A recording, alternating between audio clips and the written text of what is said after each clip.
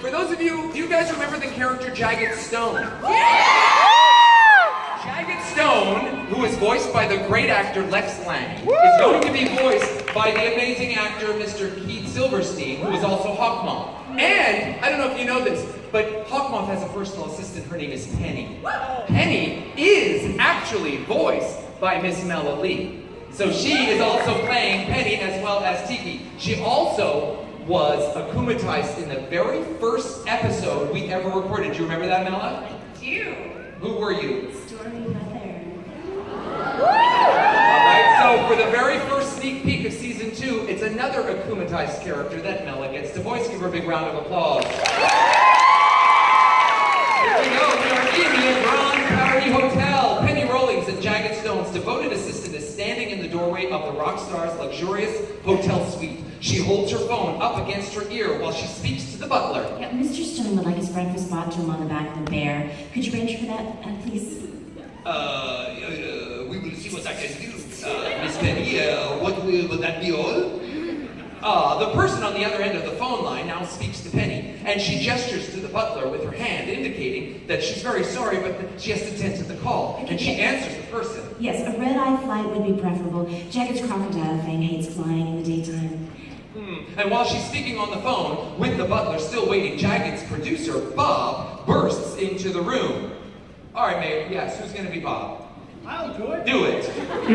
Penny, I found the perfect way to market his new album. He's going to be a guest on a reality TV show. Oh, I really don't think Jagged will be okay with that. No, I wasn't talking to you. Please confirm that flight. Bob is already dashing towards the living room area of the suite. Penny gestures to the butler that he's free to leave. Okay, thanks a lot. I'll call you back. Wait, Bob, wait! Penny hangs up, and she closes the door behind the butler and runs after Bob. By the time that she enters the room, Bob is already there with Jagged, the singer, and he turns to speak to her. Penny, did you remember to order those macaroons for Fang? Of course I did. I'm taking care of that right now, Jagged. Penny takes out her pen and she clicks the button to extend the tip, and she writes Jagged's request down on the notebook, and Bob turns to Jagged and he looks very impatient. Your album's gonna go platinum and wait till you find out how. Penny hurries to try and find out and catch up with the butler, but he's already nowhere in sight in the corridor. Instead, she runs into Mr. Bourgeois, the hotel owner, who also happens to be the mayor, and he looks pretty mad and at the same time scared of the crocodile that belongs to Jagged Stone, keeping a short distance from him. I'm bringing your crocodile back, Miss Penny. Oh, Jagged Stone's croc Fang is behind him. I had to lure him all the way here with jam. The walls are in a horrible state. I've also received a barrage of complaints from terrified guests. I'm sorry, but you cannot allow your crocodile to just roam around the hotel by itself. Penny brings Fang inside the suite with a reassuring look. Yeah, I'm sorry, Mr. Bourgeois. Don't worry. Mr. Stone will keep Fang on a leash from now on. Mr. Bourgeois looks like he's about to say something else, but then Penny's phone rings. At that moment, she then hears all the people leaving. Mr. Bourgeois leaves at the door. Holding the crocodile's leash, Penny hurries back to Jagged and Bob in the living room area of the suite. What? You want me to be the guest on Rocker Wants a Wife? There's nothing rock and roll about that show. My fans will never watch it. Penny looks at Jagged. She hates seeing her rock star all upset like that. So she racks her brain for a solution while answering the phone that's still ringing. Yes? Of course they will, Jagged. This is how marketing works these days. Listen, Bob, I can dig being a guest on a reality show, but it's got to be music to my ears, you know? Quality! When she hears this, Penny gets an idea, but she has to handle the phone call. Plus, the butler is back now and he's knocking on the door.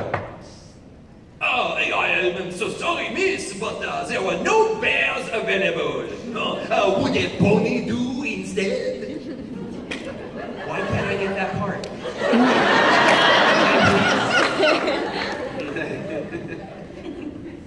Penny hears Jagged getting mad behind her, and she answers the butler, trying to keep a smile on her face. A pony is fine.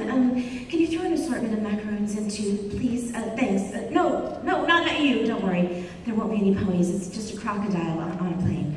She shuts the door and she hurries back to Jagged and Bob, who are yelling louder and louder. Deal with it, Jagged! You will be a guest on that show whether you like it or not! Oh, yeah? And how are you going to make me do that? I have to call you back. Penny leans towards Jagged and she whispers something in his ear, and Bob watches skeptically. Jagged's face lightens up. Of course! That's brilliant! Now that's what I call a rock and roll idea. Penny, you're the best. What would I do without you? She gives a huge fat kiss on the cheek.